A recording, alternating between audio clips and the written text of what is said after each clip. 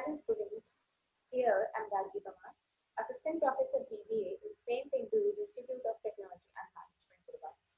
So here I'm back with an online lecture series on company account subject. So let's start with lecture. In today's video, we are going to cover some more topics from liquidation of companies account structure. So in previous lectures, we were discussing about liquidation of companies, and we have already seen the introduction of liquidation. That is, what is the meaning by liquidation and process of liquidation, and the modes of the liquidation we have already discussed. Okay. Now, after that, we discussed about the contributories. So there is two type of contributories, list A and list B, which we have already discussed. And we also solved a practical question on contributories at the same time. Okay, so today we are going to start a new topic, new point from this chapter, that is preparation of statement of affairs. So, in case of winding up by tribunal, section 272(5) of the Companies Act states that a petition will be admitted only if accompanied by the statement of affairs in the form of dispatch. So when a company wants to go on liquidation, then in that case, company has to file a petition. And for file the petition, that a petition can only be filed if the company have a pro forma of statement of affairs. Okay, if company has already prepared the statement of affairs, then only that case the company can file the petition or can go on liquidation. Okay. So what is the pro forma of statement of affairs? There is a fixed formula that is given in Companies Act 2000, Companies Act 2013. That is as follows. So let's see. First, you have to write assets not specifically pledged as per list A. Okay.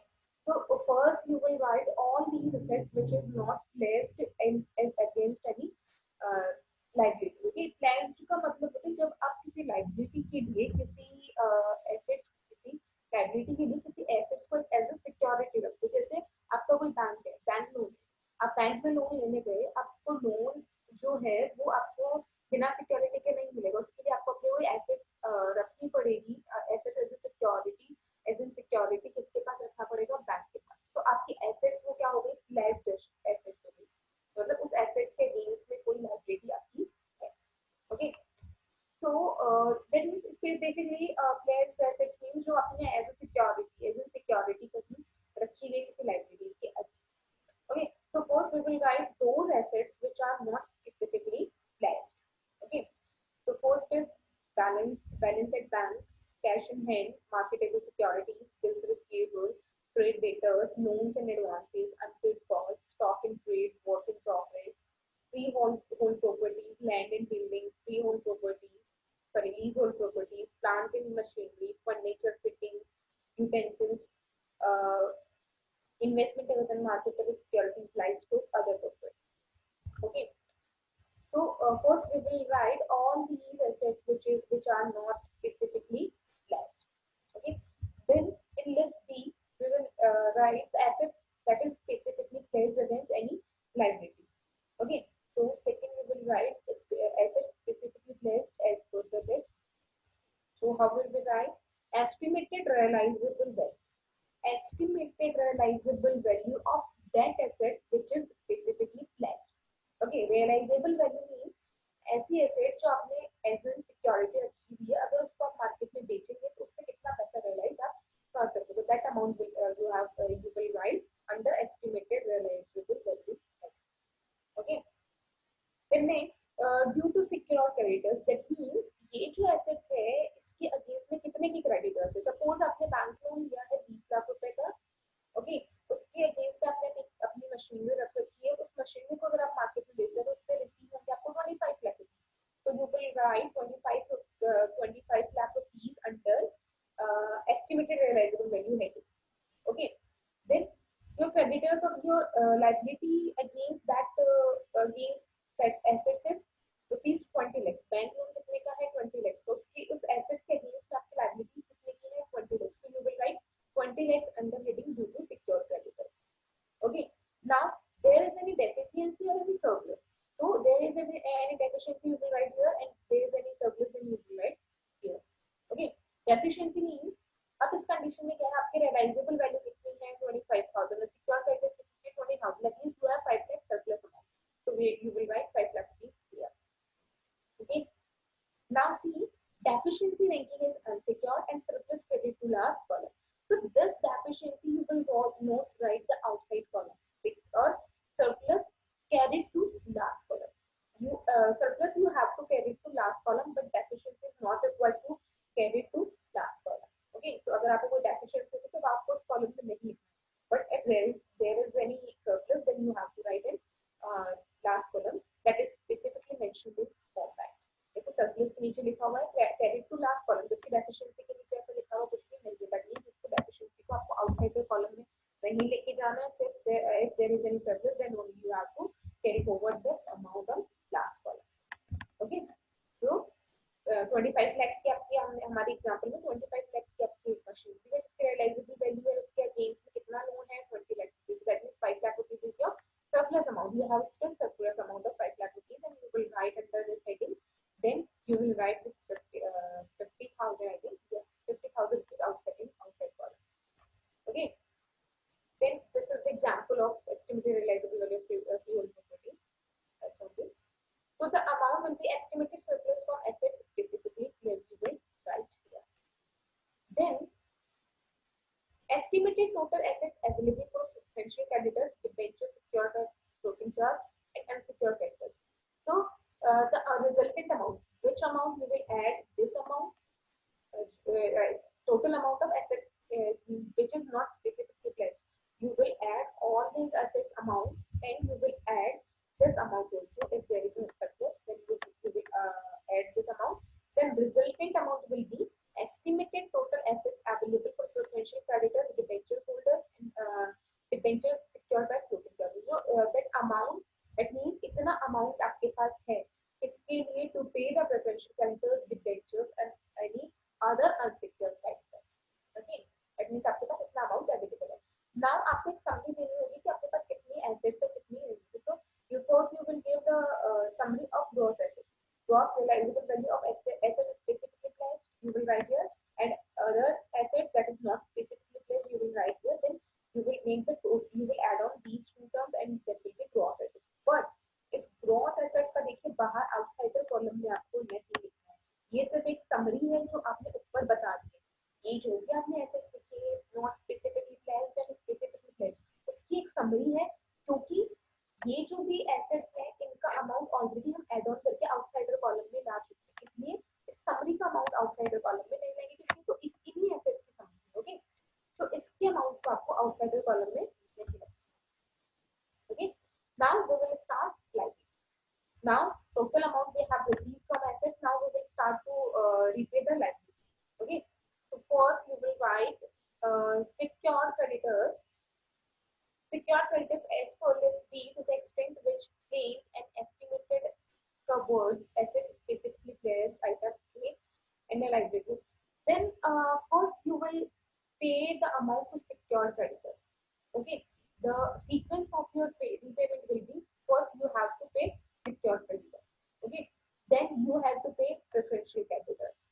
Okay, then you have to pay debenture holders.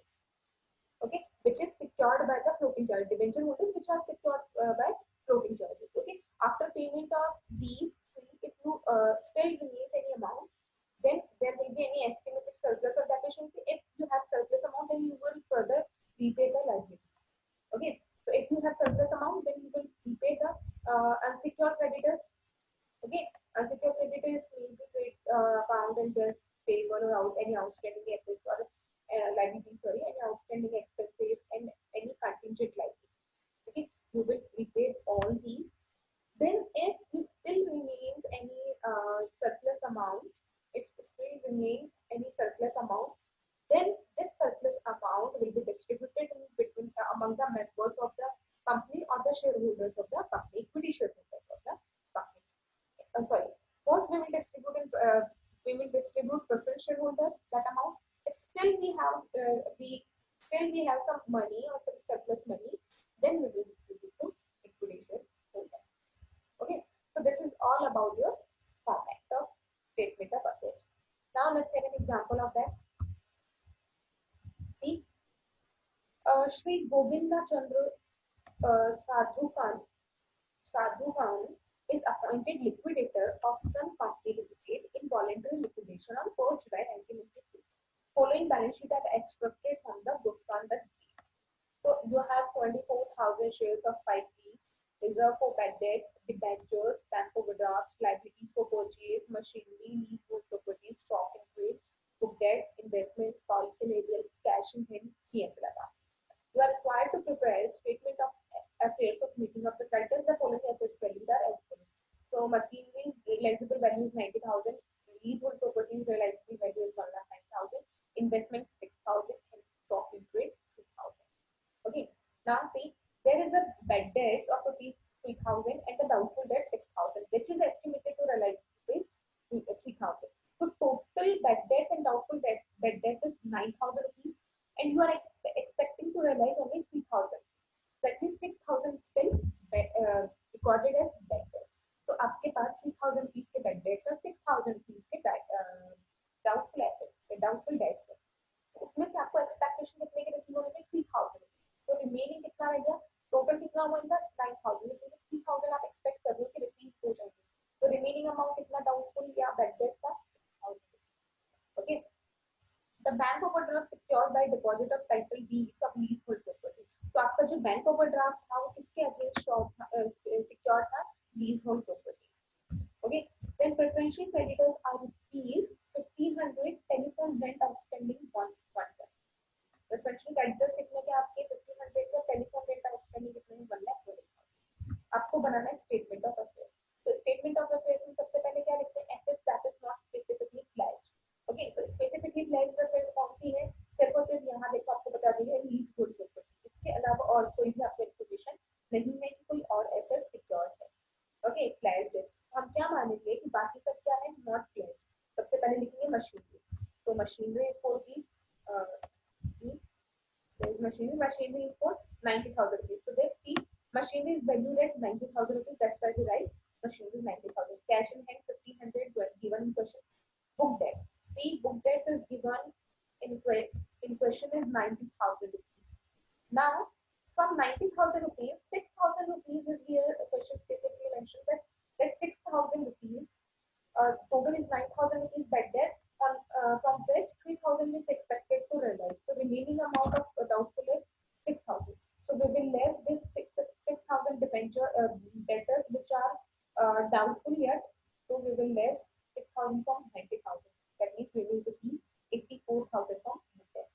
False scenario 7,500 given in question. Statement is investment is 6,000. See, investment is given in question is 9,000, but here the investment's realizable value is 6,000. That means by selling of investment you can only receive 6,000. That's why you will write 6,000 rupees here. Okay. Then stock and trade. Stock and trade in balance sheet is rupees 15,000. But you can sold these stock in market at rupees 3,000 rupees. So you will write 3,000 here in the machine amount. So total amount you can receive by selling of these assets is 1,92,000. Now specific assets that are specifically pledged, which are estimated realizable value. So specifically pledged there is only one asset, that is leasehold property. Okay. So leasehold property is rupees 1,09,000. See, here question specifically mentioned that you can realize from leasehold property is 1,09,000. So we will write 1,09,000 here. Now due to secure creditors. Now ये जो leasehold property है 1,09,000, इसके against आपने कितने के secure creditors रख रखे हैं? तो लीजहोल्ड प्रॉपर्टी के अगेंस्ट कौन सी लायबिलिटीज आपने सिक्योर करी है? That is bank overdraft. So bank overdraft का अमाउंट देखिए कितना है? 27,000. So you will write 27,000 rupees here. Now there is any deficiency or surplus. See, you realize from leasehold property 1,09,000. But you have to pay for secure creditors for bank overdraft only 27,000. That means you have 82,000 as a surplus in your pocket. Okay, आपके pocket में अभी भी surplus amount कितना है? 82,000. So you will write 82,000 here. Okay. अगर यहाँ पे कोई deficiency होता तो फिर आपको outsider column में नहीं लिखना होता. सिर्फ अभी surplus है तो इसलिए आपने outsider column में लिखा है. Okay. That means estimated surplus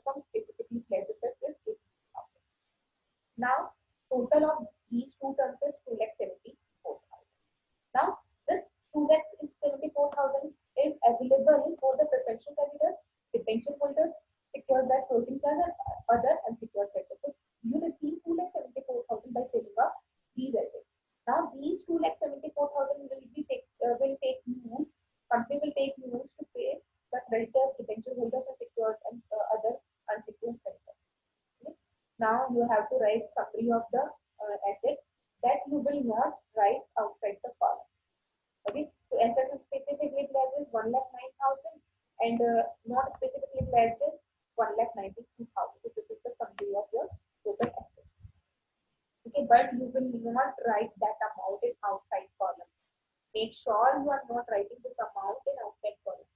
Okay, because in दोनों का amount हम यहाँ लिख चुके हैं outside the column. इसलिए summary है इसका amount outside the column में नहीं आएगा. Okay, now we have 2,74,000 rupees to pay all the liabilities. Now we will start to pay liabilities. First we will, as I told you, first we will distribute the amount to secured creditors. Okay, सबसे पहले आप किसको payment करेंगे? Secured creditors. Secured creditors को payment कीजिए कितना? 27,000. Okay, 27,000 का आपको secured creditors का पेमेंट करना. But क्या ये अमाउंट या आउटसाइडर कॉलम में आएगा? नहीं, ये आपका आउटसाइडर कॉलम में नहीं आएगा. क्यों? क्योंकि इसको हम ऑलरेडी फ्री होल्ड प्रॉपर्टी से पेमेंट कर चुके हैं. रिमेनिंग अमाउंट को हमने 82,000 को आउटसाइडर कॉलम में लिखा है.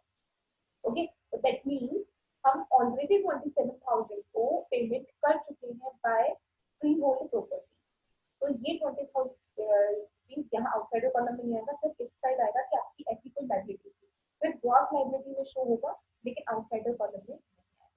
Okay, then second you have to pay for preferential creditors. So in question there is any specific information about preferential creditors. That preferential creditors will be 1,500. So you will write 1,500 here. So next 1,500. So remaining amount is 2,72,500. Now you will pay to debenture holders. So debenture holders is 75,000 in question. So you will pay 75,000 to debentures. So remaining amount will be 1,97,500. Okay. Then estimated surplus for unsecured creditors. Then you will pay for unsecured creditors. So unsecured creditors is, see, the remaining creditors which are debenture holder you have paid, bank overdraft you have paid, then you have to pay liability for purchase, that is 30,000. So 30,000 rupees is there, and there is any additional information that you have to pay telephonic outstanding expenses 120. Sorry, so you will write 120 here. So total amount is 30,120. You have to pay unsecured creditors. Okay, so you have remaining amount in your pocket is 1,67,300. All the amount which you are writing here, you have to write at the in left side also in gross liability. See here 1,500, 75,000, 75,000, 3,1,0, 3,1. Okay, so now remaining amount which you have in your pocket is 1,67,308. Okay, now 1 lakh this amount you will distribute in your among your members or your shareholders. So this 1,67,300 will be distributed to your equity shareholders. Okay, first you will pay for preferential holders, then after equity shareholders. Okay, so this is all about your statement of this. Okay, now there is a deficiency. You also prepare a deficiency surplus account. This is not relevant for your exam point of view or your syllabus. सिर्फ आपको एक बार इसको read करना है. ये list H में जो deficiency amount format बनता है, इसको सिर्फ एक बार देख लीजिएगा. Otherwise it is not so relevant for your exam और for your syllabus.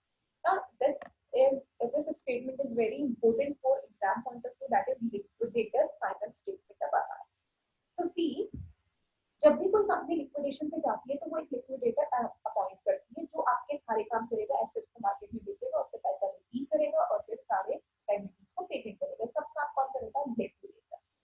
Now liquidator जब सारे लिक्विडेशन को कंप्लीट कर देगा, ओवर कर देगा, तो वो अपने फाइनल स्टेटमेंट बना के देगा कितना पैसा मैंने लिक्विडेशन प्रोसेस में रिसीव किया by selling of the assets and कितना मैंने पेमेंट किया, और जो रिमेनिंग अमाउंट होगा वो आपको संभाल के कंपनी को संभाल के और फिर चला जाएगा. Okay, so liquidator's financial statement of format for the receipt and payment.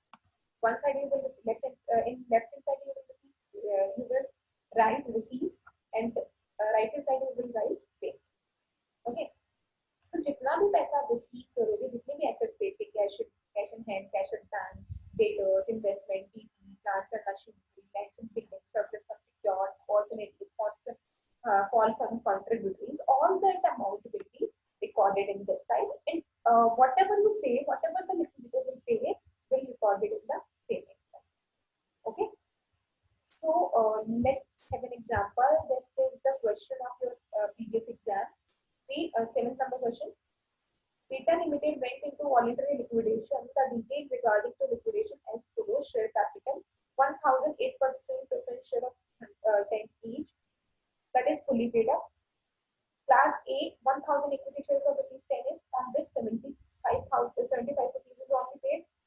On Class B equity shares 800 equity shares 100 each, only 60 is paid. That means 40 is still unpaid. Class C 700 equity shares of rupees 100 each, rupees 50 unpaid. So 50 is still unpaid. Assets including machinery and realized 2,10,000. So you receive the machinery 2,10,000. Okay, and liquidation expenses amount to rupees 7,500. Beta Limited has borrowed a loan of rupees 24,000 for Alpha Brothers, against which mortgage of machinery with realized, that is 40,250. In the books, the company salaries of 4 clerks for 4 months at the rate of 250 per month, and the salaries of 4 persons per month at the rate of rupees 150 per month are outstanding. In addition to this, company's books shows the creditors worth rupees 41,200 to prepare the liquidators receipt and payment. तो जो आपने receive करा वो आप receipt side में लिखेंगे, जो आपने पे किया वो आप पेमेंट साइड में लिखेंगे.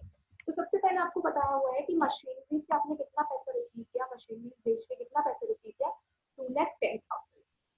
ओके, इसमें से ऐसी मशीनरी भी थी 2,10,000 जो आपने रिसीव किया, उसमें से ऐसी मशीनरी भी थी जो एक ऐसी मशीनरी थी जो मॉर्गेज पर थी, प्लेज्ड थी. ओके, उससे आपने कितना पैसा रिसीव किया, 40,250. देखो क्वेश्चन में स्पेसिफिकली मेंशन किया हुआ है कि एक मशीनरी थी जो 40,250 रुपए आपने उससे रिसीव किया, उसके बदले में कितने सिक्योर क्रेडिटर्स का पेमेंट किया, दैट इज 25,000. ओके, तो आप चाहो तो उसको अलग अलग अमाउंट भी लिख सकते हो. मशीनरी से टोटल आपको रिसीव 2,10,000, जिसमें से जो प्लेज थी उससे तो कितना हुआ, प्लेज थी उससे कितना 40,250, और रिमेनिंग अमाउंट किससे हुआ, जो नॉट यूज. तो आप उसको अलग अलग भी लिख सकते हैं, एक साथ भी लिख सकते हैं, 2,10,000. नाउ हमने बात करी थी जब हमने लिक्विडेशन स्टार्ट किया था कि जो भी कंपनी के मेंबर्स होंगे वो उनको जितना उनका अनपेड अमाउंट है उतना अमाउंट उनको लेकर आना पड़ेगा. They will be contribute. Okay, तो ये देखिए 1,000 प्रेफरेंस शेयर होल्डर्स हैं, इन्होंने इनका कितना पेड है, फुली पेड है, मतलब अनपेड अमाउंट कुछ भी नहीं है, कुछ भी लाने के लिए रिस्पॉन्सिबल नहीं है. देन क्लास ए में एक इक्विटी शेयर होल्डर्स है 1,000 इक्विटी शेयर होल्डर्स, 10 ईच, जिन्होंने अभी 75 रुपीज ही पे करे हैं. तो अनपेड कितना, 25 रुपीज. तो we will call 25 rupees from call A equity share holders. हम एक class A equity share holders को बोलेंगे कि 25 रुपीज जो आपने पे नहीं किया वो पे करो हमको. तो कितना पैसा आपको रिसीव होगा, 1,000 शेयर्स पे 25 के हिसाब से 25,000. ऐसे ही बी क्लास वाले ने कितना पेमेंट नहीं किया है, बी क्लास वाले ने कितना पे किया है, 60, दैट मींस 40 रुपीज पे नहीं किया. तो 800 मल्टीप्लाई बाय 40 दैट इज 2,000. ऐसे क्लास सी में देखिए, क्लास सी में 700 इक्विटी शेयर्स है, जिसमें से 50 पे लगते, दैट मींस 15 स्टिल अनपेड. तो क्लास सी वाले भी कितना पे करेंगे हमको, 50 रुपीज. तो 700 multiply by 50 that is 35,000 rupees you will receive from class C share holders. Okay, so this is total amount that is you will receive from sale of assets as well as by contributories also by shareholders. Okay, now you will start the payment. तो payment सबसे पहले किसको payment करेंगे, secure loan को, जो आपको question में specifically mention है 25,000. देन क्रेडिटर्स को, that is 41,200. See 20 liquidation expenses. First, you will pay to secure creditors, that is 25,000, and other creditors is rupees. Where is it is mentioned here, 41,200. Okay, so you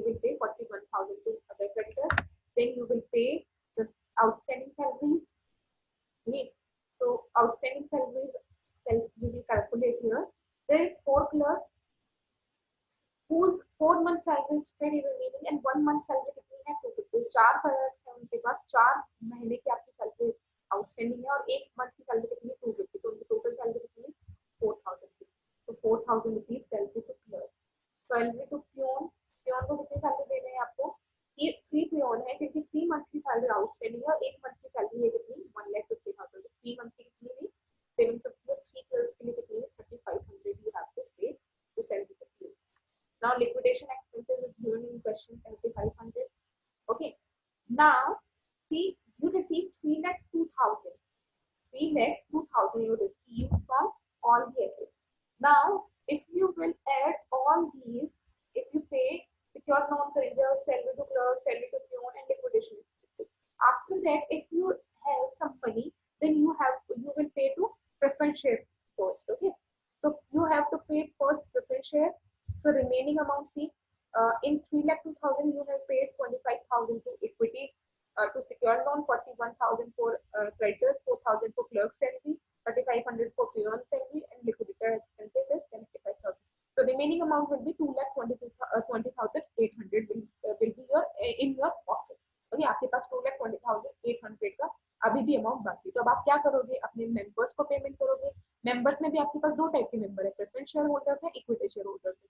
तो first आप किसको पे करोगे, preference share holders. तो first right किसका होता है liquidation के टाइम पैसा रिसीव करने का, प्रेफरेंस शेयर होल्डर्स का. तो आप प्रेफरेंस शेयर होल्डर्स को पहले पेमेंट करोगे कितना 1 लाख रुपीज के हैं.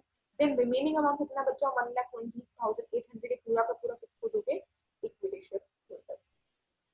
Okay, so this is all about your liquidation. Okay, now we have some important question from exam point of view. So let's see these questions. So there is 3 kind of questions that can be asked from third unit. First is explain the accounting standard 4 and 17, or it may be 29 or 5 or 15 or whatever. Give the format of balance sheet and P&L account according to schedule 6 with an imaginary example, and give the format of liquidators financial statement with an imaginary example. Okay, so these 3 questions can be asked in your exam, and these are the important from exam. Okay, so here third unit of your syllabus completed. Now in next lecture we will start last and fourth unit and last unit of your syllabus. So that's all for today. Thank you guys.